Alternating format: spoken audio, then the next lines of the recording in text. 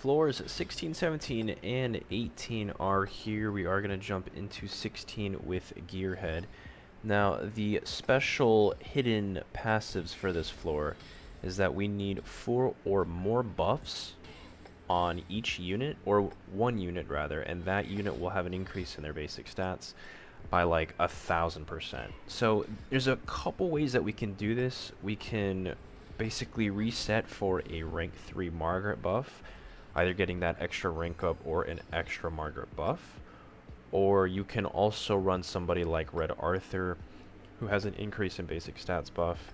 His buff plus Margaret buff is going to total up to 5, since Margaret's is 2. But we do have the rank 3 Margaret buff. This is going to hit much harder versus having a rank 1 plus a rank 1 Arthur buff. So I like to do this better, because this is going to clear in 2 turns. I think the Arthur one will take a little longer, but, you know, it's whatever you want to do. Whatever you guys prefer. Now, he does have another one. This floor does have another passive. They take less damage from demons, so we're not running any demons. We're running pretty standard king team here. So with those 5 buffs down, as you can see, everybody has insanely cracked stats. So pretty much any move I would imagine is going to kill here.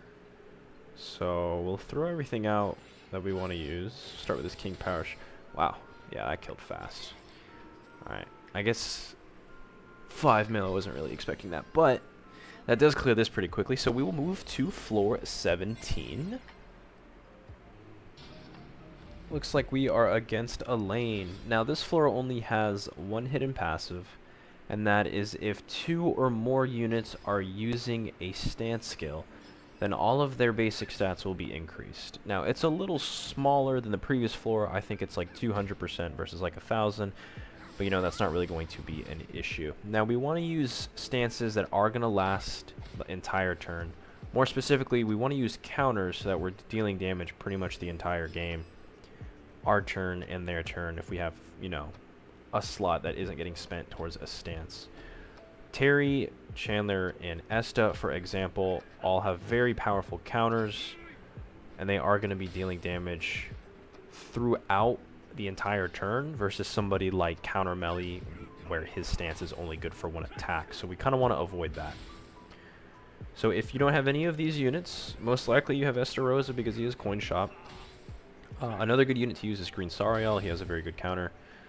That also does kind of wrap it up for decent counter units. So if you don't have any good counters, you can still get away with using normal stances. So Tarmiel, Excalibur, Arthur, Gil Thunder, Griamore, they all have stances. So you could just use those and then spam attacks. But this makes this a lot easier to deal with. The only real RNG involved here is getting 2 different unit stances. So we did get a second Esta stance. Or a third, I guess. No, yeah, that is the second Esta stance. And then an extra counter from Terry. So we're going to pop this pair up now. Good thing about Terry is he does have that basic stat increase thanks to his passive. And then, obviously, if you have Terry, you probably have his Holy Relic as well. So Esta's going to start dealing damage to Elaine now that she's attacking. We're going to have that double hit come out from Terry. And this is pretty much the name of the game here. We're just going to be countering the entire time. Terry's counter does a lot of damage. Esta's counter is pretty weak. I think this is attack gear. Attack gear Esta versus HP on Terry. So he does a lot of work if you've got him built out.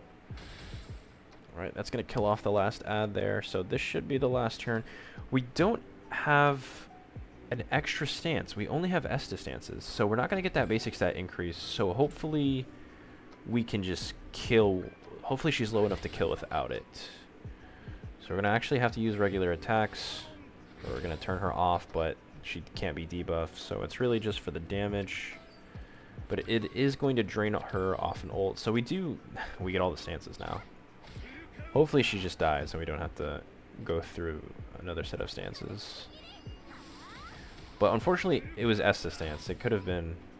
If it was Terry, it'd probably be done. Yep, so we'll drain again and then throw up our stance pair. And then this should wrap it up here. Oh, it looks like she has a gold card. Drain. Full counter. And then crack shoot. Lovely name. And dead? Ah, nice. It crit. Okay. So that was a little slower. But, you know, it is what it is with counters. So that is 17 onto 18. So this floor with Helbram is a little annoying, I guess, if you're running the sort of intended team. So if you use a rank down, and the basic stats of those units will be increased again. So it's kind of like the previous two floors. And then you take extra damage when you get poisoned. As you can see there, they kind of hit, those vines hit pretty hard. And then the last passive is if you hit your ult, you'll get locked for 3 turns. It is a gray lock, so you can't cleanse it. So now normally you would want to run blue Merlin, green Donaliz, and green Elaine. But those units for me aren't the greatest. They're not built out very well. But luckily, we can brute force with King Margaret and green Gother. Now, we probably could have brute forced the previous floor, but it probably would have took a little longer than spamming our counters, which already took about 5, maybe 6 turns. But we have a very strong hand here with a lot of king cards. We did get that gold Margaret buff on the previous turn, so we're pretty much going to be hitting max DPS potential here.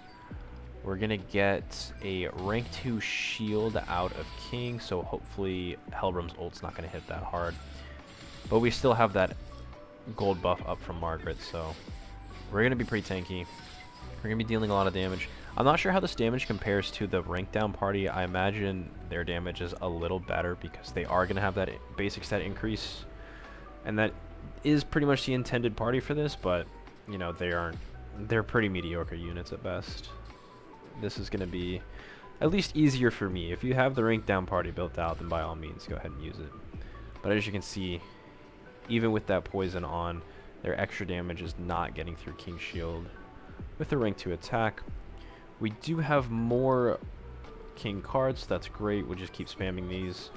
Unfortunately, we are going to hit our ults with Margaret. Did I hit it with king? I do hit it with king, so these are going to be dead cards. It is going to kind of clog up our hand here. Since we can't cleanse it as well, I only get 1 extra card here. Okay, so that's kind of rough. We're going to have to merge the pumpkin bombs and the Margaret attack. Kind of get rid of as much as I can. Hopefully I don't end up getting go through ult because we're really going to be stuck.